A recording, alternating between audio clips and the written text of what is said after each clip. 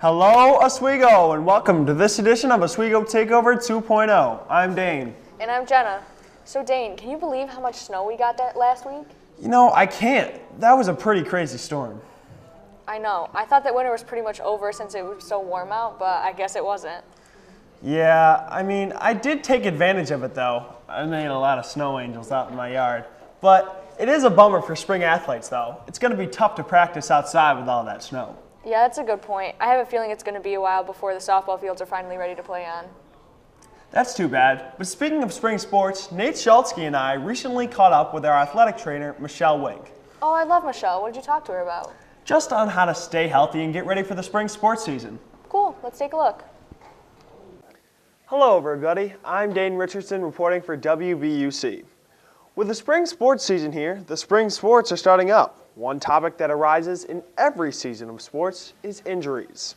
I reached out to the OHS trainer, Michelle Wink, to get some basic tips on how to remain healthy throughout the course of a season. Number 1, start off each practice and game with a proper warm-up, such as stretching or cardio. Number 2, stay hydrated while playing in a game or a match. Number 3, after a practice or game, it is very helpful to perform a cool down, meaning stretching all major muscle groups, and a little light cardio. Number 4, try not to play injured. Doing so could potentially make the situation worse. Number 5, exercising helps maintain a healthy condition, whether it is cardio or weightlifting, both are helpful. And last but not least, be sure to get some sleep. Participating in sports is not a healthy thing to do without good sleep. Those are some tips and helpful hints on how to remain healthy and safe throughout a sports season. Good luck to all the teams competing this spring. Now let's send it back to the anchors. Wow, she was definitely very informative. Yeah, athletes should really take notice and ask her for help if they really need it. Definitely. So Dane, do you remember a couple weeks ago when we had a segment called This Week in Technology? Yeah, that was really intriguing. Austin really showed everyone some really interesting stuff. Well, Austin, Nate, and Griffin made another edition, so let's take a look at that.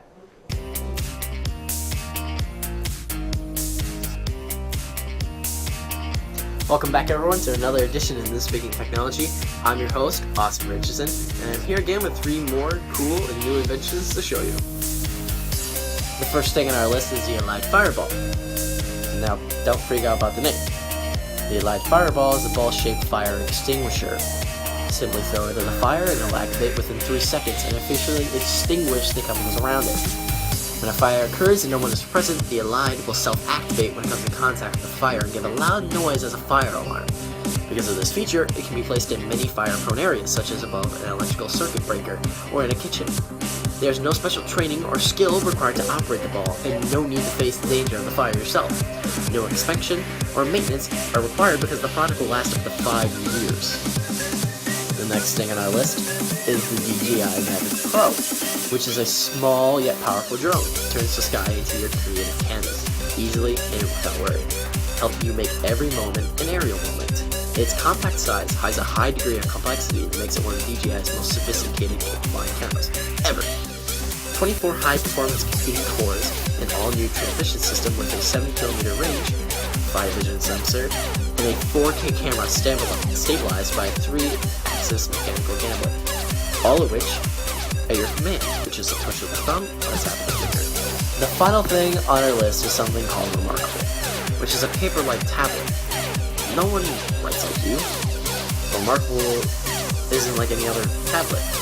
Not only is it a notebook for handwriting, but a note-taking system. Organize multiple notebooks with ease and capture every thought with virtually unlimited pages. Reading fuels the brain, and Remarkable is the unlimited reading device. The paper-like display provides superior reading experience. Write and annotate directly on the surface like you would on a paper.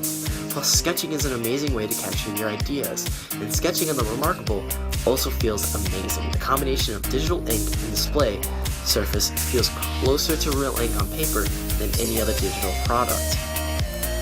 That's it for This Week in Technology. This has been your exquisite host, Austin Richardson. Please tune in next week to see what I have to show you next. And as always, keep it classy, everyone.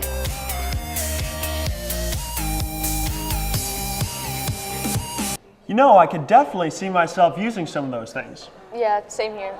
Jenna, did you ever go to Franklin Square Park when you were younger? I did sometimes. It was pretty nice. Me too. Martin made a segment about the park, so let's send it over to him. Franklin Square, better known as West Park, is a park found on the west side of Oswego between West 5th and West 3rd Street.